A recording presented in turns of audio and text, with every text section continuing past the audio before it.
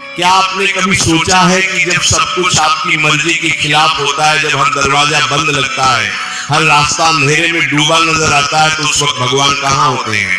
क्या वो आपको भूल जाते हैं? क्या वो आपकी सुनते नहीं? या फिर वो कुछ ऐसा बना रहे होते हैं जो आपकी सोच से भी बड़ा है? उस सबसे गहरे सत्य की कि भगवान जो चाहते हैं वही सही होता है, और इसे समझने के लिए हमें चलना होगा उस युग में जब स्वयं श्री कृष्ण ने इस सत्य को जीकर दिखाया था। द्वापर युग की बात है। राजा उग्रसेन का पुत्र कंस मथुरा का राजा बन गया था। उसने अपने ही पिता को कारागार में डाल दिया था। उसका अहंकार आसमान छू रहा था, और एक दिन जब उसकी बहन देवकी का विवाह वसुदेव से हो रहा था, तभी आकाशवाणी हुई, कंस, इसी देवकी का 8वां पुत्र तेरी मृत्यु का कारण बनेगा। उस एक वाणी ने कंस के भीतर का राक्षस जगा दिया। उसने उसी क्षण देवकी को मारने के लिए तलवार उठाई।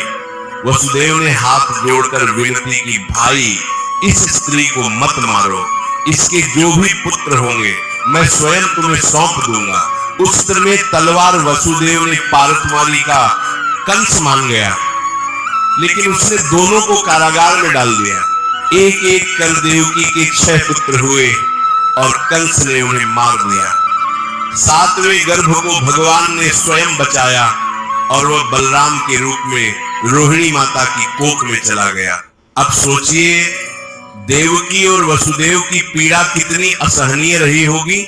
हर बार एक नई आशा और हर बार वही क्रूर अंत। वो रात रात भर रोते होंगे, वो पूछते होंगे, हे प्रभु हमने क्या पाप किया? हम तो भक्त हैं, हम तो धर्म के मार्ग पर चले, फिर यह कष्ट क्यों? लेकिन ईश्वर की योजना कहीं और थी। वो योजना इतनी महान थी कि उसे समझने के लिए मानवीय बुद्धि छोटी पड़ जाती है।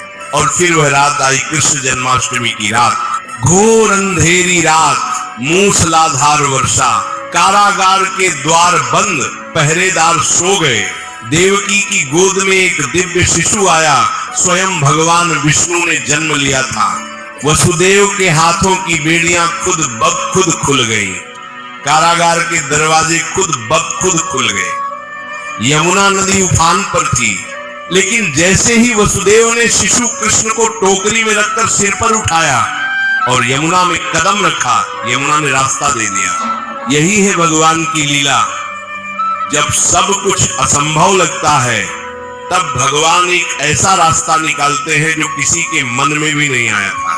प्यारे भक्तों, जब देवकी और वसुदेव कारागार में थे, तो क्या उन्हें पता था कि उनका कष्ट एक दिव्य उद्देश्य की तैयारी है? नहीं। क्या उन्हें पता था कि उनके पुत्र के रूप में स्वयं नारायण अवतरित होंगे? उन्होंने अपना विश्वास नहीं तोड़ा। देवकी जी ने हर पुत्र को खोने के बाद भी ईश्वर से मुंह नहीं मोड़ा। उन्होंने कहा होगा, प्रभु तुम जानते हो, तुम्हारी इच्छा ही सही है। यही वो विश्वास है जो मनुष्य को तोड़ने से बचाता है। भगवत गीता में श्री कृष्ण ने अर्जुन से कहा था, सर्वधर्मान परित्यज्य मामेकं शरणं व्रज, अहं त्वा सर्व पापेभ्यो मोक्षयिष्यामि मा शुचः।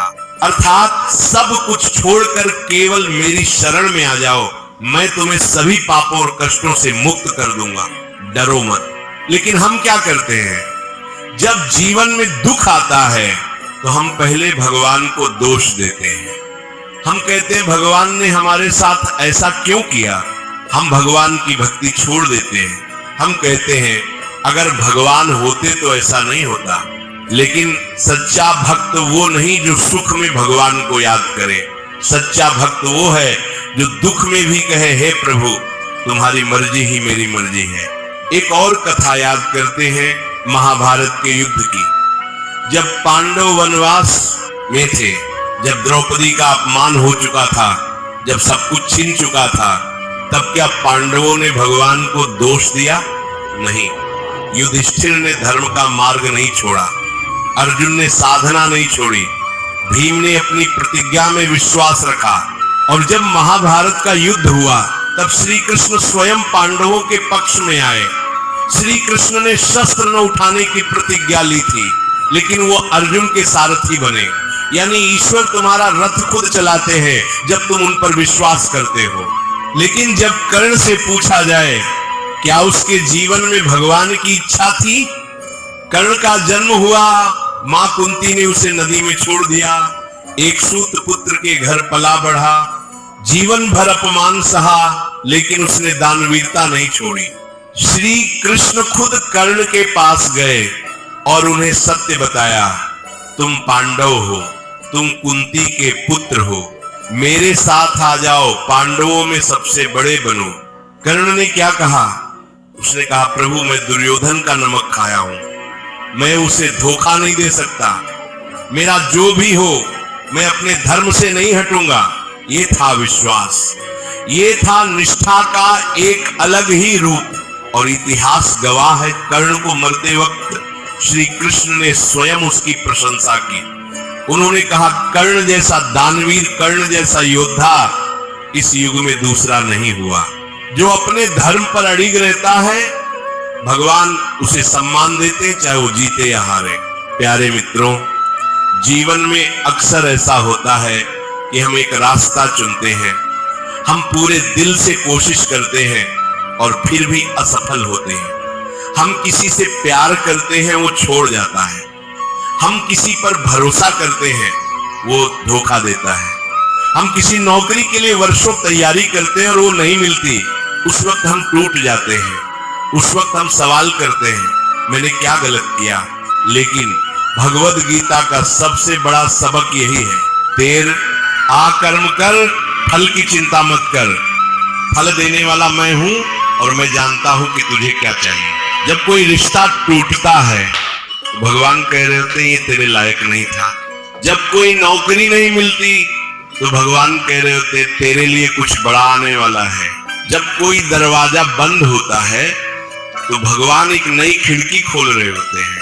लेकिन हम इतने बेसब्र होते हैं कि हम बंद दरवाजे को देखकर रोते रहते हैं और खुलती खिड़की को देखते ही नहीं। एक बार की बात है, महर्षि नारद जी श्री कृष्ण के पास गए और पूछा, प्रभु आप कहते हैं कि आप सबका भला करते हैं, लेकिन मुझे समझ नहीं आता कि कभी कभी आप अपने सबसे प्रिय भक्तों को ही सबसे ज्यादा कष्ट क्यों देते हैं। श्री कृष्ण मुस्कुराए, उन्होंने कहा, नारद चलो मेरे साथ। दोनों चलते हुए एक बगीचे में पहुंचे।